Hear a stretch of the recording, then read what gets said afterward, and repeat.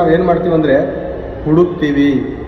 ಪ್ರೀತಿಸಿದ್ರೆ ನಾವೇನು ಮಾಡ್ತೀವಿ, ದೇವರ ಶಾಸ್ತ್ರವನ್ನು ಹುಡುಕಿ ಓದ್ತೀವಿ, ಅರ್ಥ ಮಾಡ್ಕೋತೀವಿ. ಇಲ್ಲೊಂದು ಮಾತಿಗೆ ಇನ್ನೊಂದು ಮಾತಲ್ಲಿ ಉತ್ತರ ಇರುತ್ತೆ, ಅದನ್ನು ನಾವು ಹುಡುಕಿ ಅರ್ಥ ಮಾಡ್ಕೋತೀವಿ. ಇಲ್ಲ ಅಂದರೆ ಗೊತ್ತಿಲ್ಲ ಅಂದರೆ ಮತ್ತೊಬ್ಬರನ್ನ ಕೇಳಿ ವಿಚಾರಿಸ್ಕೊಂಡು ತಿಳ್ಕೊಬೇಕಾದ ಕುತೂಹಲ ಇರುತ್ತೆ ಬೇರೆ. ಓಕೆನಾ? ಅರ್ಥ ಮಾಡ್ಕೊಳ್ಳೋ ಬೇರೆ ಇದರಲ್ಲಿ ಏನು ಹುಡುಕಿ ಓದಿ ಅಂತ ಐತೆ ಅಲ್ವಾ? ಈಗ ಓಕೆ, ನೀವು ಹೇಳ್ತಾ ಇದ್ದೀರಾ ಸರ್ ಏನಂತ, ನೀವೇನು ಹೇಳ್ತಾ ಇದ್ದೀರಾ ಸರ್ ಅಂದರೆ ಆದಮ್ಮನಿಗೆ ಬೇರೆ ಮಕ್ಕಳು ಇದ್ವಾ ಅಂತ ನೀವು ಹೇಳ್ತೀರಾ ಅನ್ಕೋತೀರಲ್ವಾ? ನಾವು ಹೇಳ್ತಾ ಇದ್ದೀವಿ ಅಂತ ನೀವು ಅನ್ಕೋತಾ ಇದ್ದೀರಾ. ಓಕೆ, ಒಂದ್ಸಾರಿ ನೋಡಿಕೋಣ. ಆದಿಕಾಂಡ ಅದೇ 5ನೇ ಅಧ್ಯಾಯ 1ನೇ ವಚನದಿಂದ. ಆದಾಮನ ವಂಶದವರ ಚರಿತ್ರೆಯು ದೇವರು ಸೃಷ್ಟಿ ಕಾಲದಲ್ಲಿ ಮನುಷ್ಯನನ್ನು ತನ್ನ ಹೋಲಿಕೆಗೆ ಸರಿಯಾಗಿ ಉಂಟು ಮಾಡಿದನು, ಅವರನ್ನು ಗಂಡು ಹೆಣ್ಣಾಗಿ ಉಂಟು ಮಾಡಿದನು. ಗಂಡು ಹೆಣ್ಣಾಗಿ. ಓಕೆನಾ?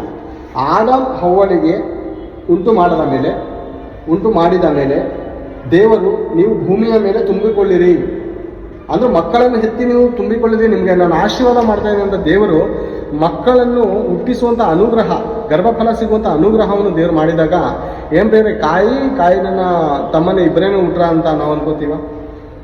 ಇಲ್ಲ ಬೇರೆ, ಅವ್ರ ಜೊತೆ ಹೆಣ್ಣು ಮಕ್ಕಳು ಕೂಡ ಹುಟ್ಟಿದರು. ಹೌದು, ಹೆಣ್ಣು ಮಕ್ಕಳು ಕೂಡ ಹುಟ್ಟಿದರು ಆತನ ಜೊತೆ. ಆತನಿಗೆ ತಂಗಿಯರು ಕೂಡ ಇರುವುದು. ಇವಾಗ ಬೇರೆ ನೀವು ಅನ್ಕೋಬೋದು, ಏನ್ರಿ ಅಂದರೆ ಅವನ ತಂಗಿ ಜೊತೆನೇ ಸಂಸಾರ ಮಾಡಿ ಮಕ್ಕಳನ್ನು ಹೆತ್ತನ ಅಂತ ಅಂದರೆ ನೀವು ನಂಬಲ್ಲ ಅಂತೀರ ಬೇರೆ. ಇಲ್ಲಿ ಒಂದು ವಚನವನ್ನು ನೀವು ತೋರಿಸ್ತೀನಿ, ಅವಾಗಲೇ ಓದ್ದೆ ನನ್ನ ವಚನ. ಏನಂತ ಅನ್ನುವಾಗ 4ನೇ ಅಧ್ಯಾಯ 17ನೇ ವಚನದಲ್ಲಿ ಒಂದ್ಸರಿ ಓದ್ತೀನಿ ನಿಮಗೆ. ಕಾಯಿನನು ತನ್ನ ಹೆಂಡತಿಯನ್ನು ಕೂಡಲು ಅಂದರೆ ಆಲ್ರೆಡಿ ಹೆಂಡತಿ ಇದ್ದಾಳೆ. ಎಲ್ಲಿ? ಕಾಯಿನನು ಹೇಬೆಲನು ಮದುವೆ ಏನು ಬೇರೆ, ಕಾಯಿನನು ಹೇಬೆಲನು ಅಣ್ಣ ತಮ್ಮಂದಿರು ಇದ್ರಲ್ಲ ಬೇರೆ. ಆ ಸಮಯದಲ್ಲೇ ಯಾರ ಮದುವೆ ಆಗಿದೆ? ಯಾರ ಜೊತೆ? ತನ್ನ ಒಡ ಹುಟ್ಟಿದವಳ ಜೊತೆ. ಅರ್ಥ ಮಾಡಿಕೊಳ್ಳೋದು. ಹೆಂಡತಿ ಅಂತ ಐತೆ ಇಲ್ಲಿ ಮಾತು. ಹೆಂಡತಿ.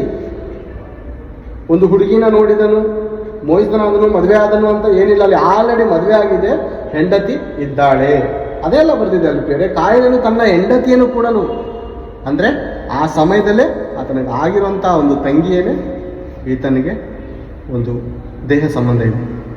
ಏನ್ರಿ ನಮ್ಮ ಸನಾತನ ಧರ್ಮದಲ್ಲಿ ನಮ್ಮದು ಇನ್ನೊಂದು ಧರ್ಮದಲ್ಲಿ ಏನ್ರಿ ಈ ಥರ ನೀಚ ಕೃತ್ಯ ಯಾರು ಮಾಡಲ್ಲ, ನಿಮ್ಮ ಬೈಬಲ್ ದೇವರು ಇದನ್ನೆಲ್ಲ ಹೇಳ್ಕೊಟ್ಟಾರ ಅಂತ ನೀವೊಂದು ವೇಳೆ ಹೇಳ್ಬೋದು. ಹೇಳ್ತೀರಾ ನೀವು? ಹೇಳ್ತೀರಾ? ಅನೇಕ ಪ್ರಶ್ನೆ. ಕೋಳಿನ ಮೊದಲು ಮೊಟ್ಟೆನ ಮೊದಲು ಅಂತಾನೆ, ಎರಡರ ಒಂದು ಐತೆ ತಾನೆ. ಕೋಳಿ ಐತೆ, ಓಕೆನಾ? ಬೈಬಲ್ ಪ್ರಕಾರ ಕೋಳಿ ಐತೆ. ನೀವು ನಂಬ್ತೀರಾ? ನಂಬಲ್ಲ. ಮೊಟ್ಟೆ ಹೇಗೆ ಬತ್ತು ಅಂತೀರಾ ಅಲ್ವಾ? ಮೊಟ್ಟೆ ಹೇಗೆ ಬತ್ತು ಅಂತ. ಓಕೆ, ಈ ವಿಷಯದಲ್ಲಿ ನಿಮ್ಗೆ ಕ್ಲಿಯರ್ ಆಯ್ತಾ? ಇದ್ದಳು ಸ್ವಂತ ತಂಗಿಯನ್ನು ಮದುವೆ ಆಗಿ. ಯಾಕಂದ್ರೆ ಮಕ್ಕಳು ಬೆಳಿಬೇಕಾಗಿತ್ತು ಭೂಮಿ ಮೇಲೆ. ಯಾಕೆ ದೇವ್ರ ಕೈಲಿ ಇನ್ನೂ ಬೇರೆಯವ್ರನ್ನ ಹುಟ್ಟಿಸಿ ಅವ್ರನ್ನ ಇದು ಮಾಡೋಕ್ಕಾಗಲ್ಲ ಅಂತಂದ್ರೆ ಆ ತಾಯಿ ಗರ್ಭದಲ್ಲಿ ರೂಪಿಸ್ತಾರದೇ ದೇವರು. ತಾಯಿ ಗರ್ಭದಲ್ಲಿ ರೂಪ ಕೊಡ್ತಾರ ಯಾರು? ಆ ತಂದೆ ಆದ ಸರ್ವೇಶ್ವರನಲ್ವೇ. ಆ ತಂದೆ ಜನಾಂಗವನ್ನು ಹುಟ್ಟಿಸೋಕ್ಕೋಸ್ಕರ ಏನ್ ಮಾಡಿದ್ದಾರೆ? ಆ ಸಮಯದಲ್ಲಿ ಆಜ್ಞೆ ಅನ್ನೋದು ಇರಲಿಲ್ಲ ಬೇರೆ. ಆಲೋಚನೆ ಮಾಡಿ, ಭೂಮಿ ಆಕಾಶ ಉಂಟಾದ ಕೆಲವು ವರ್ಷಗಳು ಆಜ್ಞೆ ಅನ್ನೋದು ಇರಲಿಲ್ಲ, ದೇವರ ಒಂದು ಕಮೆಂಟ್ ಇರಲಿಲ್ಲ. ಆಜ್ಞೆ ಪ್ರಾರಂಭವಾಯಿತು ಯಾವಾಗ? ಮೋಶೆ ಕಾಲದಲ್ಲಿ ಆಜ್ಞೆಗಳು ಪ್ರಾರಂಭವಾದಾಗ ಯಾಜಕ ಕಾಂಡದಲ್ಲಿ 20ನೇ ಅಧ್ಯಾಯದಲ್ಲಿ ದೇವರೊಂದು ಮಾತು ಬರೆಸಿದ್ದಾರೆ ನೋಡೋಣ ಬೇರೆ. ಯಾಜಕ ಕಾಂಡದಲ್ಲಿ ದೇವರೊಂದು ಮಾತನ್ನು ಬರೆಸಿದ್ದಾರೆ. ಆಜ್ಞೆ ಕೊಟ್ಟಾದ ಮೇಲೆ ದೇವರು ಯಾವ ರೂಲ್ಸ್ ಅಂಡ್ ರೆಗ್ಯುಲೇಷನ್ ಕೊಡ್ತಾವ್ರು ಅಂತ ಒಂದು ಸಾರಿ ನಾವು ಬೈಬಲ್ ಗ್ರಂಥವನ್ನು ತಿರುಗಿ ನೋಡುವಾಗ ನನಗೆ ಅರ್ಥ ಆಗುತ್ತೆ ಬೇರೆ.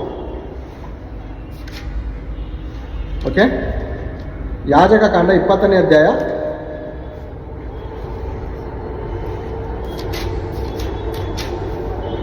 17ನೇ ವಚನ. ಯಾಜಕ ಕಾಂಡ 20ನೇ ಅಧ್ಯಾಯ. ಆಜ್ಞೆ ಕೊಟ್ಟಾದ್ಮೇಲೆ ದೇವರು ಮನಸ್ಸನ್ನು ಅರ್ಥ ಮಾಡ್ಕೊಳ್ಳಿ ನೀವು. ಯಾವನಾದರೂ ತನ್ನ ಒಡ ಹುಟ್ಟಿದವಳನ್ನು ಅಂದರೆ ತಂದೆಯ ಮಗಳನ್ನಾಗಲಿ ತಾಯಿಯ ಮಗಳನ್ನಾಗಲಿ ಕರೆದುಕೊಂಡು ಅವಳ ಮಾನವನ್ನು ಇವನ ಮಾನವನ್ನು ಅವಳು ನೋಡಿದರೆ ಅದು ನಾಚಿಕೆಗೇಡಾದ ಕೆಲಸವಾಗಿರುವುದರಿಂದ ಅವರ ಕುಲದವರ ಎದುರಾಗಿಯೇ ಅವರಿಗೆ ಮರಣ ಶಿಕ್ಷೆಯಾಗಬೇಕು. ಇದು ಅರ್ಥ ಆಯ್ತಾ? ಆಜ್ಞೆ ಬತ್ತು ಬೇರೆ, ಆಜ್ಞೆ ಬತ್ತು ಏನು ಬೇರೆ. ಅರ್ಥ ಮಾಡ್ಕೊಳ್ಳಿ.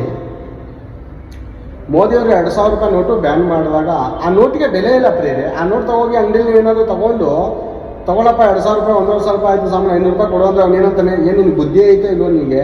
ಈ ನೋಟ್ ಬ್ಯಾನ್ ಆಗಿ ಎಷ್ಟು ವರ್ಷ ಆಯಿತು? ಮೋಡ ಎಲ್ಲಿ ಈ ಲೋಕದಲ್ಲಿದೆಯಾ ಯಾವ ಲೋಕದಲ್ಲಿದ್ಯಾ ನೀನು ಅಂತ ಅಂಗಡಿಯೋ ಅಲ್ವಾ? ಅದೇ ರೀತಿ ದೇವ್ರು ನಮ್ಗೆ ಕೇಳುವಂಥ ಪ್ರಶ್ನೆ ಏನಪ್ಪ, ನಾನು ಅವಾಗ ಏನಾದರೂ ಆಜ್ಞೆ ಕೊಟ್ಟಿದ್ದ?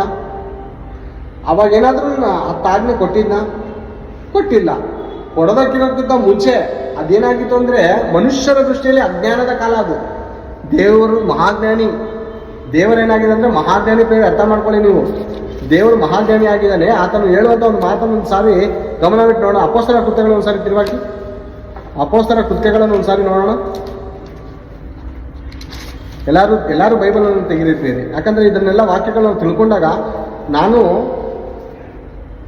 ದೈವ ಸೇವಕರ ರಾಮಣ್ಣನವರ ಹತ್ರ ಕಲಿತಂಥ ಮಾತುಗಳು ನಿಮ್ಮ ಹತ್ರ ಹೇಳ್ತಾರೆ. ನೀವು ಕಲಿತು ಇನ್ನೊಬ್ಬರಿಗೆ ಹೇಳಬೇಕಾಗಿದೆ ಈ ಮಾತುಗಳು. ಯಾಕಂದರೆ ಇದು ದೇವರ ಮಾತು ಪ್ರತಿಯೊಬ್ಬರಿಗೆ ಅನುಮಾನ ಪರಿಹಾರ ಆಗಬೇಕು ಪ್ರಿಯರೇ. ಅನುಮಾನ ಇದ್ದರೆ ಬೈಬಲ್ ಅರ್ಥ ಆಗಲ್ಲ ನಮಗೆ. ಒಂದೊಂದು ವಿಷಯಗಳನ್ನು ನಾವು ತಿಳ್ಕೋಬೇಕು. ಅಪೊಸ್ತಲರ ಕೃತ್ಯಗಳು 14ನೇ ಅಧ್ಯಾಯ 16ನೇ ವಚನ. ಗತಿಸಿ ಹೋದ ಕಾಲದಲ್ಲಿ ಆತನು ಎಲ್ಲ ಜನಾಂಗಗಳನ್ನು ತಮ್ಮ ತಮ್ಮ ಮನಸ್ಸಿಗೆ ತೋಚಿದ ಮಾರ್ಗಗಳಲ್ಲಿ ನಡೆಯುವುದಕ್ಕೆ ಬಿಟ್ಟನು. ಆದರೂ ನೋಡಿ ಬೇರೆ, ಮನಸ್ಸಿಗೆ ತೋಚಿದಂತೆ ಬಿಟ್ಟನು. ತಾಯಿನಿಗೆ ತಂಗಿ ಇಷ್ಟ ಆದ್ಮುತ್ತೆ, ಮನಸ್ಸಿಗೆ ಇಷ್ಟ. ಯಾಕಂದ್ರೆ ಅವ್ನು ಮಕ್ಕಳು ಬೆಳಿಬೇಕಾಗಿತ್ತು. ಮೇನ್ ದೇವರ ಉದ್ದೇಶ ಏನು? ಮಗು ಬೆಳಿಬೇಕಾಗಿತ್ತು. ಮಕ್ಕಳು ಸಂತಾನಾಭಿವೃದ್ಧಿ ಆಗಬೇಕಾಗಿತ್ತು. ಸಂತಾನಾಭಿವೃದ್ಧಿ ಆದ ಮೇಲೆ ಎಲ್ಲ ದೇಶಗಳಲ್ಲಿ ಎಲ್ಲ ಸ್ಥಳಗಳಲ್ಲಿ ನನ್ನ ಮಕ್ಕಳಾದಂಥವ್ರು ಸೇರ ಮೇಲೆ ಈಗ ನಾನು ಒಂದು ಆಜ್ಞೆಯನ್ನು ಹೊರಡಿಸ್ತಾ ಇದ್ದೀನಿ. ಏನು? ತನ್ನ ತಂದೆಯ ಮಕ್ಕಳಲ್ಲಿರುವಂಥ ತಂಗಿಯ ಮಾನವನ್ನು ನೋಡಬಾರದು. ಅವ್ರ ಜೊತೆ ದೇಹಿ ಸಂಬಂಧ ಮಾಡಿಕೊಳ್ಳೋದು ದೂರ ವಿಷಯ ಅದು ಬಿಟ್ಟಾಕಿ. ಮಾನವನ್ನು ಕೂಡ, ಅವ್ರ ಶರೀರವನ್ನು ಕೂಡ ನೋಡೋದಕ್ಕೆ ಆಸೆ ಪಡಬಾರ್ದು. ಒಬ್ರಿಗೊಬ್ರು ಆ ರೀತಿ ಇರಬಾರ್ದು. ಇದು ದೇವರ ಮನಸ್ಸು. ಅರ್ಥ ಆಯ್ತಾ? ದೇವರ ಮನಸ್ಸು ಆ ಥರ ಬೇರೆ.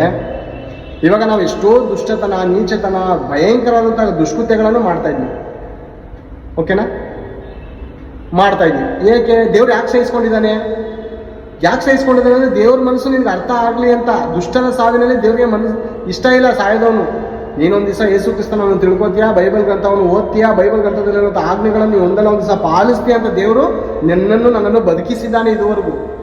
ಅದಕ್ಕೆ ನಮ್ಮನ್ನು ಕೊಂದಾಕ್ಲಿಲ್ಲ. ನಾವು ಎಷ್ಟೇ ದೊಡ್ಡ ಕುಡುಕರಾದ್ರು, ನೀಚರಾದ್ರು, ವ್ಯಭಿಚಾರಿಗಳಾದ್ರು, ಎಷ್ಟೇ ದುಷ್ಕೃತ್ಯಗಳನ್ನು ಮಾಡಿದ್ರು ನಮಗೆ ಮರಣ ಸಾವು ಯಾಕೆ ಬರ್ತಾ ಇಲ್ಲಪ್ಪ? ಅನೇಕರು ನೋಡಿ ಶಪಿಸ್ತಾ ಇರ್ತಾರೆ, ಇವನೇನಪ್ಪ ಇಂಥ ಭಯಂಕರ ಕ್ರೂರಿ, ಇವನು ಹೆಂಡತಿ ಮಕ್ಕಳನ್ನ ಹಿಂಸಿಸ್ತಾನೆ, ಪರರ ಸ್ತ್ರೀಯನ್ನು ಮೋಹಿಸ್ತಾನೆ, ಎಲ್ಲಾರು ಹೊಡಿತಾನೆ, ಬಡಿತಾನೆ, ಗೂಂಡಾಗಿರಿ ಮಾಡ್ತಾನೆ, ಯಾವಾಗಪ್ಪ ಸತ್ತೋಯ್ತಾನೆ ಅಂತ ಅನೇಕರು ಶಾಪ ಆಗ್ತಾ ಇರ್ತೀವಿ. ಯಾಕೆ ಸಾವು ಬರಲ್ಲ? ಯೆಹೆಜ್ಕೇಲನ ಪ್ರವಾದನೆ ಗ್ರಂಥ 18:23 ವಚನದಲ್ಲಿ ಏನಂತೆ ಗೊತ್ತಾ? ದುಷ್ಟನ ಸಾವಿನಲ್ಲಿ ನನಗೆ ಲೇಷವಾದರೂ ಅಂದರೆ ಸ್ವಲ್ಪವಾದರೂ ಸಂತೋಷ ಉಂಟು? ಕ್ವಶನ್. ಅವನು ತನ್ನ ದುರ್ಮಾರ್ಗವನ್ನು ಬಿಟ್ಟು ಬಾಳುವುದೇ ನನಗೆ ಸಂತೋಷ. ನೀನು ಸತ್ತೋದ್ರೆ ಸಮಾಧಿಗೆ ಹೋಗ್ತೀಯ, ನನಗೇನು ಲಾಭ? ನೀನು ಒಳ್ಳೆ ಬುದ್ಧಿ ಕಲ್ತಿ, 4 ಜನಕ್ಕೆ ಒಳ್ಳೆ ಬುದ್ಧಿಯನ್ನು ಕಲಿಯೋ ರೀತಿಯಲ್ಲಿ ನೀನು ಮಾಡಬೇಕು, ಬದುಕು ತೋರಿಸ್ಬೇಕು, ಆಗ ನನಗೆ ಲಾಭ. ಈಗ ಸತ್ತೋದ್ರೆ ಸತ್ತಿದ ತಕ್ಷಣ ಹೋಗ್ತೇನೆ ನರಕಾಗ್ನಿಗೆ, ನಮ್ಗೇನು ಪ್ರಯೋಜನ? ನಿನ್ನ ಹೆತ್ತಿ ಇಷ್ಟು ವರ್ಷ ಗಾಳಿ ಕೊಟ್ಟೆ, ನೀರು ಕೊಟ್ಟೆ, ಆಹಾರ ಕೊಟ್ಟೆ, ಇರೋದಕ್ಕೆ ಭೂಮಿ ಮೇಲೆ ಸ್ಥಳ ಕೊಟ್ಟಿದ್ದೀನಿ ಅಲ್ವಾ? ತಾಯಿ ಕೊಟ್ಟೆ, ತಂದೆ ಕೊಟ್ಟೆ, ಅಕ್ಕ ತಂಗಿರು ಎಲ್ಲ ಕೊಟ್ಟಿದ್ದೀನಿ ನಾನು. ಏನು ನೀನು ಕರ್ಕೊಳ್ಳೋ ದೊಡ್ಡ ವಿಷಯ ಅಲ್ಲ, ಕರ್ಕೋಬೋದು. ಆದರೆ ನಾನು ಮಾಡಿರೋಂಥ ಪ್ರಯಾಸವೆಲ್ಲ ವ್ಯರ್ಥವಾಗುತ್ತಲ್ಲ. ಏನು ಬೇರೆ? ನಿಮ್ಮ ಮನೆ ಮುಂದೆ ಗಿಡ ಬೆಳೆಸಿ ಈ ವರ್ಷ ಫಲ ಕೊಡ್ತದೆ, ಮುಂದಿನ ವರ್ಷ ಫಲ ಕೊಡ್ತದೆ ಅಂತ ನೀವೇನು ತವಕದಿಂದ ಕಾಯ್ತಾ ಇರ್ತೀರ ಬೇರೆ? ಮುಂದಿನ ವರ್ಷ ಫಲ ಕೊಡ್ಬೋದೇನು? ಈ ಸರಿನೂ ಗೊಬ್ಬರ ಹಾಕೋಣ, ನೀರು ಹಾಕೋಣ ಅಂತ ನಿಮ್ಮ ಆಸೆ ಏನಾಗಿರುತ್ತೆ ಹೇಳಿದ್ರೆ? ಅದರಿಂದ ಏನು ಅಪೇಕ್ಷಿಸ್ತೀರ? ಕೋಳಿ ಇರುತ್ತೆ, ಕೋಳಿನ ನೀವು ಚಿಕ್ಕನಿಂದ ಬೆಳೆಸ್ತೀರಾ, ಮುದ್ದಾಗಿ ಬೆಳೆಸ್ತೀರಾ, ಒಂದು ದಿವಸ ನಮಗೆ ಮೊಟ್ಟೆ ಕೊಡುತ್ತೆ, ಅಥವಾ ಇದೇ ನನಗೆ ಬೆಳೆದು ಒಳ್ಳೆ ಮಾಂಸ ಕೊಡುತ್ತೆ ಅಥವಾ ನೀವು ಬೆಳೆಸ್ತೀರಾ. ಅದು ಇರುವಂಥ ಸೈಜಲ್ಲೇ ಇದ್ದರೆ ಏನಪ್ಪ ನಮಗೆ ಆಸೆ ಬರುತ್ತೆ? ಅದ್ರ ಮೇಲೆ ಏನು ಇಷ್ಟ ಇರುತ್ತೆ? ಅದು ಬದುಕಿಸ್ಬೇಕನ್ನಿಸ್ತದ ನಮಗೆ. ಒಂದಾಕಿ ಫಸ್ಟು ಇರೋ ಮಾಂಸನೇ ತಿನ್ಕೊಳ್ಳೋಣ, ಇದ್ರೆ ಇದ್ದಿದ್ದು ಸಣ್ಣ ಆಗೋದು ಅಲ್ವಾ? ಮತ್ತು ದೇವ್ರು ನಮ್ಮನ್ನು ಯಾಕೆ ಉಳಿಸ್ತಾ ಇದ್ದಾನೆ, ಯಾಕೆ ಕಾಪಾಡ್ತಾ ಇದ್ದಾನೆ, ಆತನ ಉದ್ದೇಶ ಏನು, ಆತನ ಸಂಕಲ್ಪವೇನು, ಆತನ ಮನಸ್ಸೆಂಥದ್ದು ಅಂತ ನಾವು ಅರ್ಥ ಮಾಡ್ಕೊಳ್ಳೋದಕ್ಕೆ ಇಷ್ಟಪಡ್ತಾ ಇದ್ದೀವ? ಅಕ್ಕಪಕ್ಕ ಇರೋ ಜನರು ಸಾಯ್ತಾ ಇದ್ದಾರೆ, ನನಗೆ ಯಾಕೆ ಸಾವು ಬರ್ತಾ ಇಲ್ಲ, ನಾನು ಇಷ್ಟೊಂದು ದುಷ್ಟನಲ್ಲ, ಕ್ರೂರಿಯಲ್ಲ, ಇಷ್ಟೊಂದು ಕುಡಿತಾ ಇದ್ರು ಲಿವರ್ ಯಾಕೆ ಫೇಲ್ಯೂರ್ ಆಯ್ತಲ್ಲ ಅಂತ ನಾವು ಯಾವ ಥರ ಆಲೋಚನೆ ಮಾಡಿದ್ದೀವ? ಯಾಕಂದರೆ ನಾವು ಸತ್ತು ಹೋಗೋದು ಆತನಿಗೆ ಇಷ್ಟ ಇಲ್ಲ. ನೀನು ಮುಂದೆ ಸತ್ತಿರುವಂಥ ಮನುಷ್ಯನಿಗೆ ಅನೇಕ ಸಾರಿ ವಾರ್ನಿಂಗ್ ಹೋಗಿದೆ, ಅನೇಕ ಸಾರಿ ಮರಣದ ಬಾಯಿನಿಂದ ಅವನು ತಪ್ಪಿಸ್ಕೊಂಡಿದ್ದಾನೆ. ಆದ್ರೂ ಅವ್ನು ಬುದ್ಧಿ ಕಲಿಯಿಲ್ಲ, ಅದಕ್ಕೆ ಅವ್ನು ಕೊನೆ ಸ್ಟೇಜ್ ಬಂದ್ಬಿಡ್ತು, ಅವನಿಗೆ ಮುಕ್ತಾಯ, ಖೇಲ್ ಖತಮ್, ನಾಟಕ ಬಂದ್. ಬಹಳ ಸರಿ ಎಲ್ಲರಿಗೂ ಚಾನ್ಸ್ ಸಿಗುತ್ತೆ ಪ್ರಿಯರೇ, ಎಲ್ಲರಿಗೂ ಚಾನ್ಸ್ ಸಿಗುತ್ತೆ. ನಾವು ಎಂಥ ಅಜ್ಞಾನಿಗಳಂದ್ರೆ ಇಳಿ ಪಂಚಾಂಗ ಹೇಳೋರ ಹೋಗಿ ನಾವು ಕೇಳ್ತೀವಿ, ಏನು ನೋಡಿ ಸರ್ ಕೈ ನೋಡಿ ಅಂದಾಗ ಅವನು ನಿಮ್ಗೆ ಇಷ್ಟೊಂದು ಸಾರಿ ನಿಮಗೆ ಸಾವು ಹತ್ರ ಬಂದಿತ್ತು,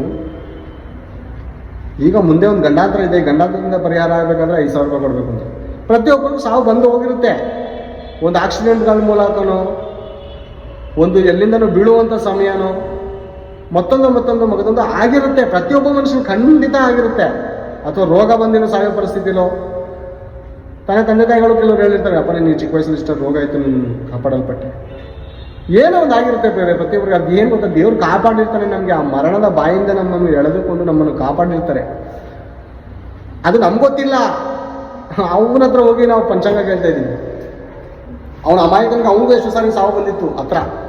ಬದಲಾಗೋ ಇನ್ನೊಬ್ರ ಜೀವನ, ಇನ್ನೊಬ್ರದ ಭವಿಷ್ಯ ಹೇಳೋ, ನಿನ್ನ ಭವಿಷ್ಯ ಯಾವ್ದು ನಾನು ಮುಗಿಸ್ತೀನೋ ನಿನ್ಗೆ ಗೊತ್ತಿಲ್ಲ ಕಣೋ.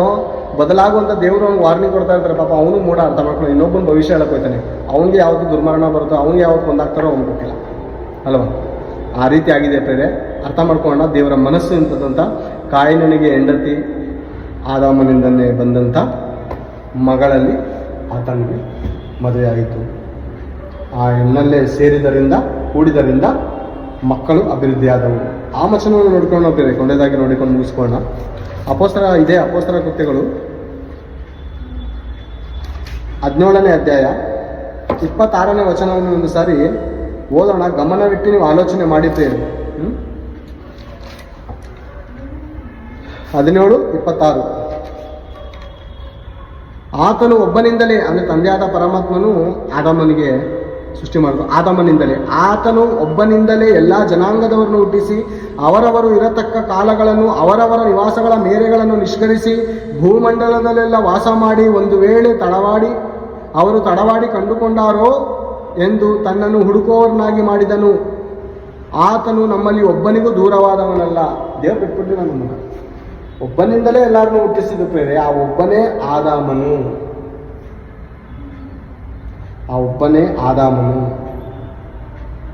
ಏನ್ ಪ್ರೇರೆ. ಬೈಬಲ್ ಸ್ಪಷ್ಟವಾಗಿ ಅರ್ಥ ಮಾಡ್ಕೋಬೇಕಂದ್ರೆ ಪ್ರಾರಂಭದಿಂದ ಅಂತ್ಯದವರೆಗೂ ಓದಿ ಪ್ರೇರೆ. ಅಲ್ಲೊಂದು ವಚನ, ಇಲ್ಲೊಂದು ವಚನ, ಅಲ್ಲೊಂದು ವಚನ ಓದಬೇಡಿ. ಓದಿ ಸ್ಪಷ್ಟವಾಗಿ, ಸಂಪೂರ್ಣವಾಗಿ, ಪೂರ್ತಿಯಾಗಿ ಓದಿ. ಬೈಬಲಲ್ಲಿರುವಂಥ ಮಾತು ಕೂಡ ನಿಮಗೆ ಅಲ್ಲಿ ಸ್ವಲ್ಪ ಪರಿಮಳಿಸುತ್ತೆ, ಇಲ್ಲಿ ಸ್ವಲ್ಪ ಪರಿಮಳಿಸುತ್ತೆ.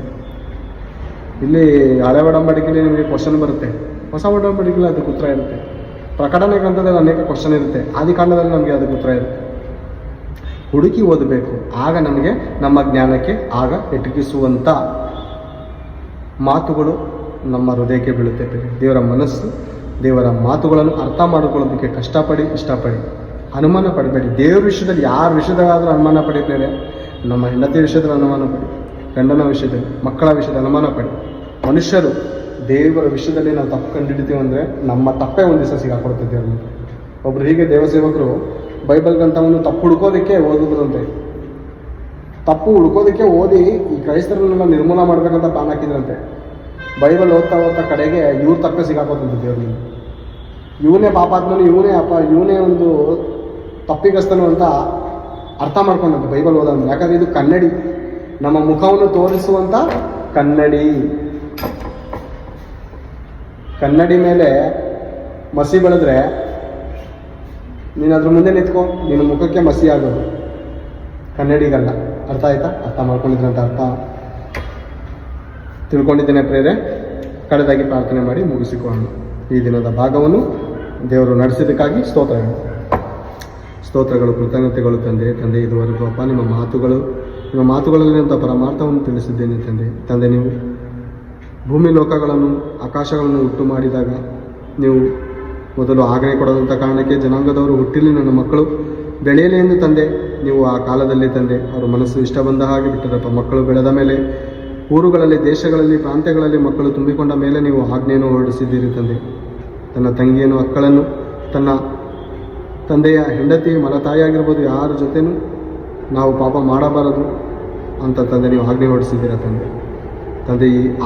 ಈ ಒಂದು ಆಜ್ಞೆಗಳನ್ನು, ಈ ಒಂದು ಆಲೋಚನೆಗಳನ್ನು, ನಿಮ್ಮ ಮನಸ್ಸುಗಳನ್ನು ಎಲ್ಲರೂ ತಿಳಿದುಕೊಳ್ಳುವ ಹಾಗೆ ಸಹಾಯ ಮಾಡಿ ಕಾಪಾಡಿರಿ ಎಂದು ತಂದೆ ಈ ಪ್ರಾರ್ಥನೆಯನ್ನು ರಕ್ಷಕನಾದ ಕ್ರಿಸ್ತೇಸುವನ್ನು ಪ್ರಾರ್ಥಿಸಿ ಬೇಡಿ ಹೊಂದಿದ್ದೀನಪ್ಪ ತಂದೆ. ಆಮೇಲೆ ಎಲ್ಲ ಆತ್ಮೀಯರಿಗೂ ಯೇಸು ಕ್ರಿಸ್ತನ ನಾಮದಲ್ಲಿ ಧನ್ಯವಾದ.